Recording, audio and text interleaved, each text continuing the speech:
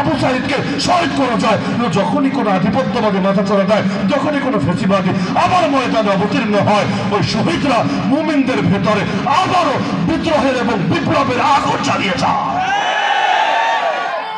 তো বেঁচেছি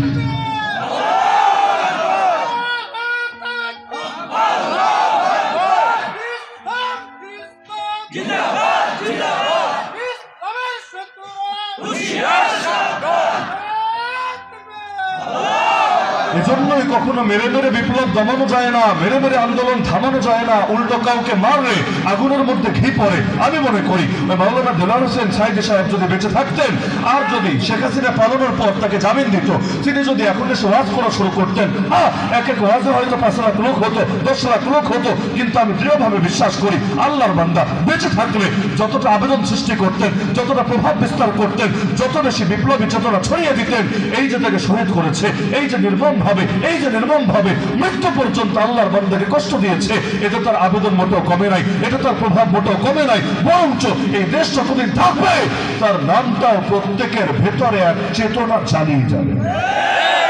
এটাই নিয়ম। যার কারণে কত নবীও তো শহীদ হয়েছে।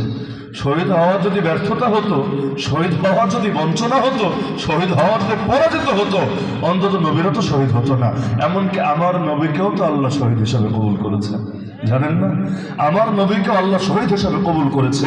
এমনকি খোলাফায়ে রাশিদিনের ইতিহাস পড়ে দেখেন না, ওমর রাদিয়াল্লাহু আনহুকে নামাজ পড়ানো অবস্থায় শহীদ করা হয়েছে, ওসমান রাদিয়াল্লাহু আনহুকে কোরআন তেলাওয়াতরত অবস্থায় শহীদ করা হয়েছে, আলী রাদিয়াল্লাহু আনহুকেও নামাজের ইমামতির জন্য মসজিদে যাচ্ছিলেন রাস্তায় শহীদ করা হয়েছে, হাসানকে শহীদ করা হয়েছে, হুসাইনকে শহীদ করা হয়েছে, নবীর কত হাজার হাজার সাহাবীকে শহীদ করা হয়েছে, এবং তারা এটাকে এনজয় করেছে। এমনকি আমাদের ইমামে আজম আবু হানিফা কারাগারের ভেতরেই তো লাশ হয়েছে। আমরা যখন বলি আমরা আবু হানিফার অনুসারী, খালি এটাই বুঝাই না নামাজ পড়ি আবু হানিফার ফতোয়া মেনে, বরং এটাও বুঝাই প্রয়োজনে নিজের আদর্শ রক্ষা করতে গিয়ে আমরাও লাশ হবো কারাগারের ভেতরে, প্রয়োজনে আমাদের গর্দান আলাদা হবে আমাদের দেহ থেকে।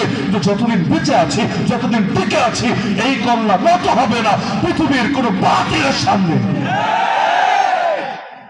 তো বুজুর্গদের থেকে শিক্ষাগুলো তো নেওয়া দরকার, তাই না? মানে মাসাল্লাহ শিক্ষা নিলেই তো পূর্ণাঙ্গ অনুসরণ হয় না, সবটাই তো নেওয়া দরকার। তো বলছিলাম যে ইবলিসের নীতি হলো ওইটা, কিন্তু আল্লাহ বুঝাই দিলেন তোদের নীতি হলো আল্লাহর থেকে যদি আসে, নবীর থেকে যদি আসে, বুঝে ধরলেও মানা লাগবে, না বুঝে ধরলেও মানা লাগবে।